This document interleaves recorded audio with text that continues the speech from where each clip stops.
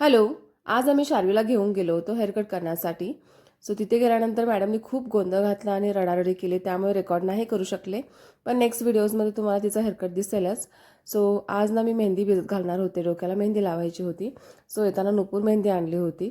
तर त्याला भिजत घालण्यासाठी जे साहित्य लागणार होतं ते म्हणजे कॉफी, चहा पावडर, मेथीचे दाणे, आवळा चूर्ण आहे, ब्राह्मी आहे आणि भृंगराज माका चूर्णसुद्धा आहे.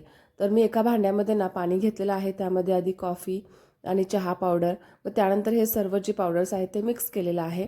छान अशी उकळी येऊ दिली आणि त्यानंतर त्यामध्ये एक अर्धा लिंबूसुद्धा घातलेला आहे. आणि यामध्ये मी नेहमी जास्वंद पावडर टाकते, पण मला जास्वंद पावडर भेटली नाही. सो त्यामुळे नाही यामध्ये ॲड केले. तुमच्याकडे जर जास्वंदाची फुलं असतील घरी ना, तर तुम्ही ते सुद्धा यूज करू शकता. आणि अर्धा लिंबूसुद्धा पिळून घेतलेला आहे छान. आणि मस्त असं जरा 5-10 मिनटं त्याला शिजू द्यायचं छान मस्त. आणि ते पाणी आहे ते थंड झाल्यानंतरच मग तुम्ही मेहंदी पावडरमध्ये ते पाणी घालून मस्त पेस्ट तयार करायची. रात्रभर ठेवू शकता. तुमच्याकडे जर काळी लोखंडाची कढई असेल ना, तर बेस्टच आहे. त्यामध्ये तुम्ही घालू शकता भिजत. सो माझ्याकडे नव्हती, त्यामुळे मी स्टीलच्या भांड्यामध्येच घातलेलं आहे. आणि मग दुसऱ्या दिवशी मी सकाळी मस्त केसांना मेहंदी लावली आणि त्यानंतर 3 ते 4 तासानंतर धुतले. एवढे छान सिल्की आणि खूप शाईन करत होते केस.